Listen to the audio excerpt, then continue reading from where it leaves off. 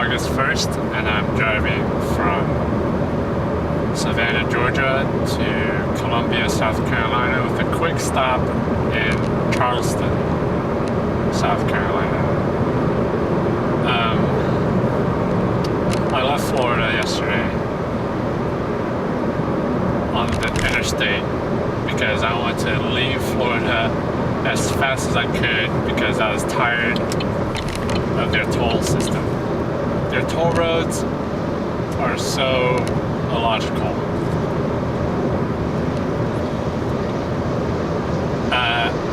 One time when I was driving to Orlando, I exited, had to pay a toll, and so there are two lanes. There was one that was exact change, and the other was their toll pass. So I went to exact change, and when I got there, despite the lane, there being a green light over the lane, the screen above the coin thing said lane closed. But I couldn't go through because there's a red light in front of me and it said don't go on red. So I threw in the change, $1.25 in quarters. I waited for the light to turn green, and it didn't turn, it just stayed red. And I waited a little bit more. A car came up behind me, and so I just left. And then my window was still down, and I could hear the buzzer buzz because I just went on the red light, despite the fact that the screen said lane closed. Despite all that, the green light above the booth said it was open. So I don't know if I just got a ticket.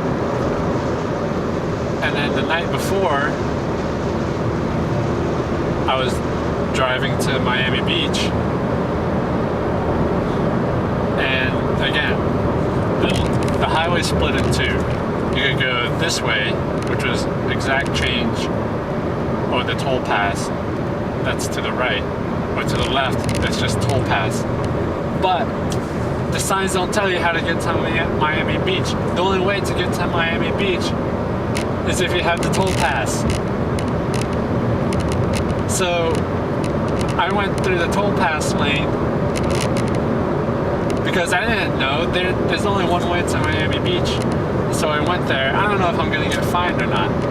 I don't understand Florida's toll system, so I got out of Florida as fast as I could, and once I got to Georgia, I went on the side roads because I knew Georgia's side highways aren't as stupid as Florida's.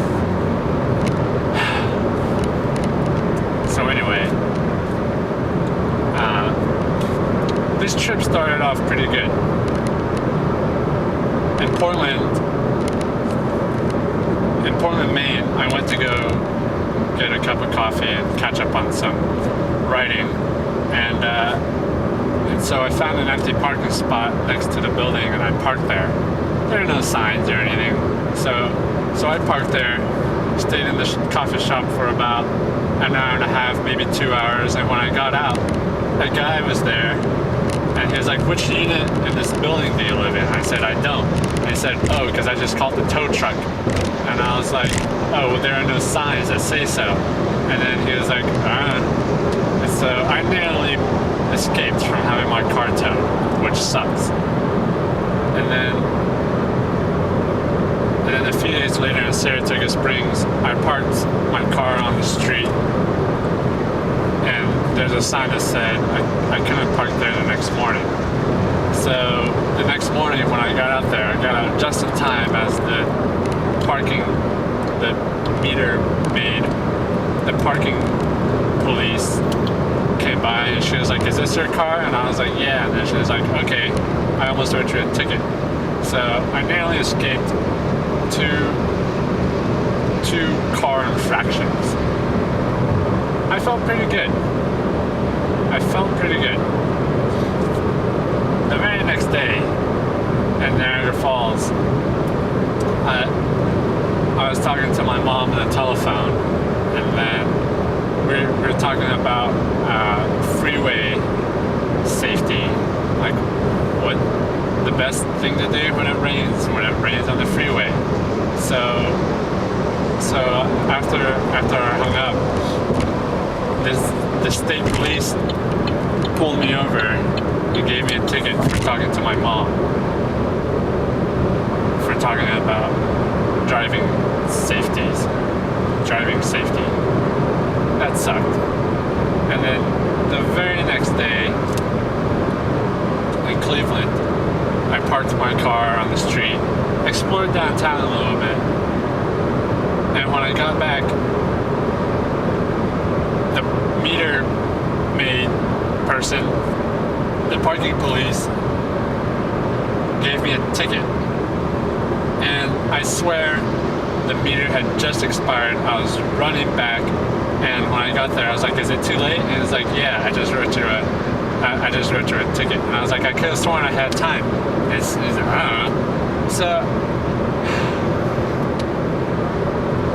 So the 2 times I narrowly escaped car issues got canceled out with the 2 times that I did get car infractions.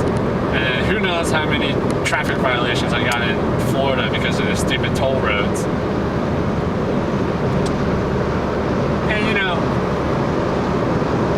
I think my karma points are pretty high. And I believe in karma, but not in the sense where if you do good things will happen to you.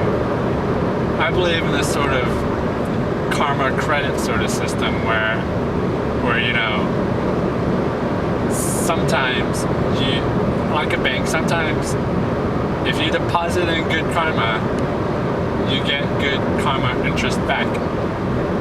And sometimes when you deposit, or sometimes when you take out loans, bad karma. And sometimes if you do bad things, you get bad karma. But sometimes bad things happen to you for no reason. And so when, despite all the good things you've done, bad things still happen to you. Eventually, good things will come back and balance it out. So it depends on how good of a good deed or bad deed that you did. So there's points involved. So if you open a door for someone, that's probably like 1 karma point. If you found someone's wallet and returned it to them, that's probably 100 karma points. And then it will balance out, and something good worth 100 points will happen back to you.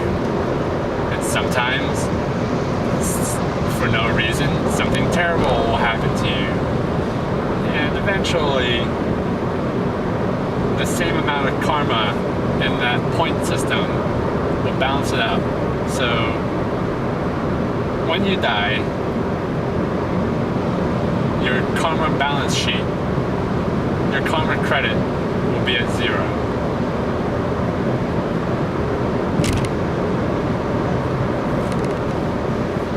Karma credit.